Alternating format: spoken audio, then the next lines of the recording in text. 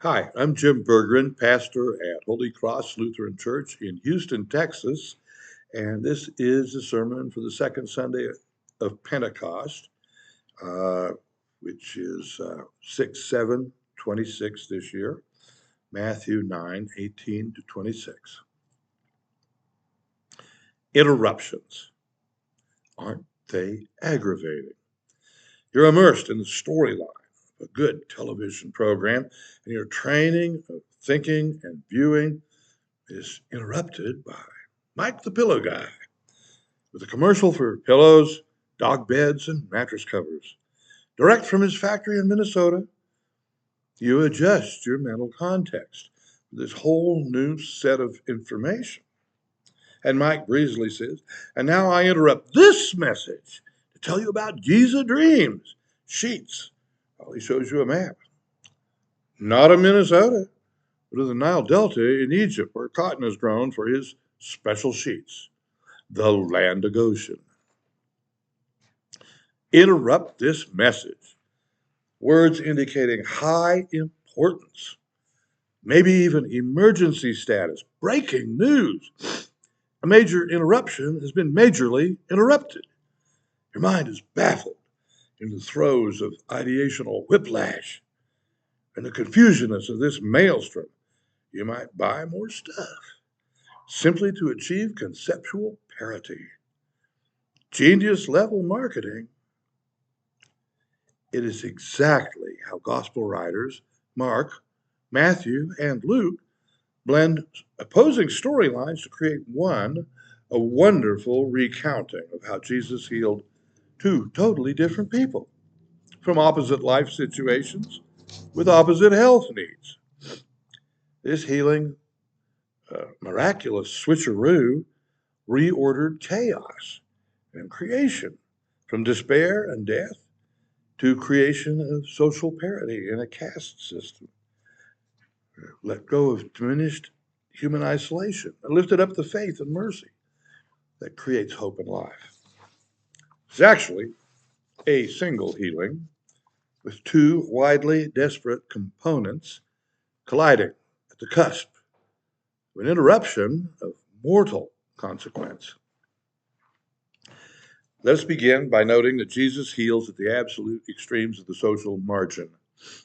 The richest man in town, named Jairus, is the ruler, in charge of all synagogue matters, from building and maintenance to worship and charity. His daughter has been sick, and in Matthew's account, Jairus knows his daughter has already died, but he believes it's not too late to revive her if he could just get Jesus to touch her. Just a touch, even though he's aware that he will face high criticism, maybe even lose his livelihood and his leadership position by engaging Rabbi Jesus for help, a controversial figure. Jesus touching a corpse would render him ritually unclean, a blatant flaunting of ritual law. As it is often said in Jairus' case, time would be of the essence. Shockingly, Jairus must wait for the ministrations of Jesus while Jesus is interrupted by a woman of no status, ritually unclean for 12 years, completely isolated and nominally worthless, is a tense meeting of the proposition that only one of these lives should matter. Jesus doesn't judge Jairus for probable wealth and obvious social standing. He doesn't ignore the older woman for her impoverishment, uncleanness, and marginal status. Both women are daughters of Israel and addressed by Jesus as such, precious daughters of Israel. In both backstories leading to this moment, competent authorities have signed off on both cases. The best physicians with the best remedies could not heal the older woman's bleeding. The cost of their quack remedies drove her into poverty. The best undertakers that Jairus' money could buy pronounced the young girl dead. Sadly, that was a normal tragedy back then. By the mid teens, 60% of people born had died. Few regular folks lived out their 30s. 3% of people actually reached 60. To be considered an older woman means you would be older than 24. Some of Alexander the Great's most important military acts happened when he was 18 years of age, sweeping south from Macedonia through Greece.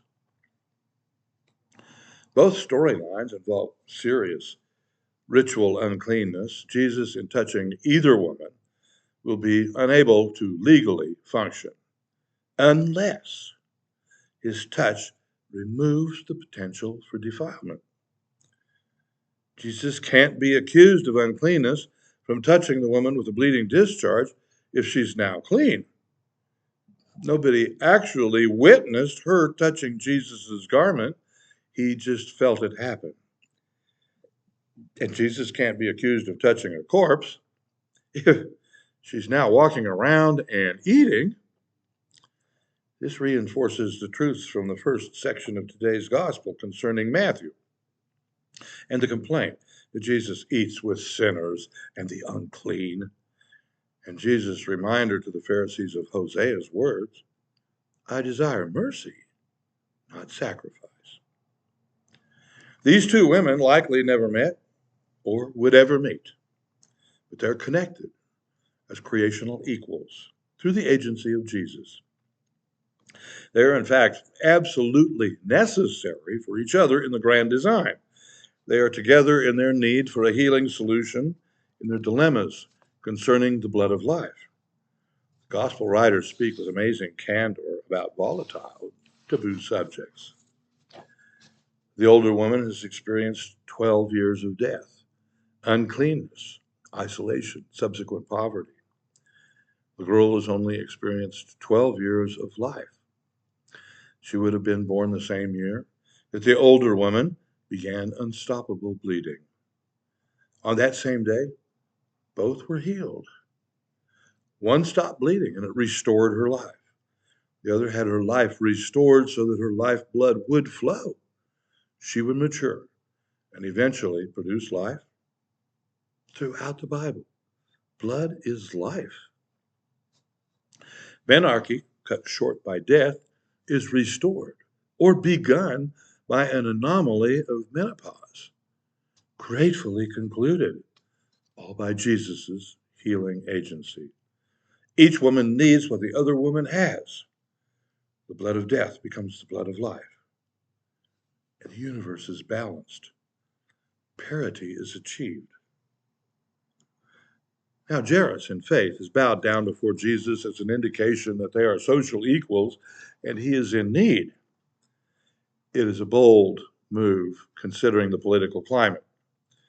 Jairus serves a constituency made up of the religious elite, scribes and Pharisees, who are not very big fans of Jesus. He asks for a favor and Jesus agrees. This is a public and witnessed social contract. Jesus is duty bound to drop everything and go. The interruption of the woman with the hemorrhage shocks everyone. Jesus interrupts a life and death mission for a VIP, which is legally contracted to care for the lowest of the low. That is a faux pas of the highest order, a complete social gaffe, an embarrassment to anyone with a vested interest in the outcome. The scandal is heightened by the public announcement that he's too late to help Jairus' daughter in all three gospel accounts. The mourners and the undertakers laugh at Jesus while he tells the young girl to get up and instructed the meddling mourners to earn their pay, get her something to eat. His new kingdom is taking shape. The old system of honor and shame and religious purity and unchangeable caste distinctions is dead.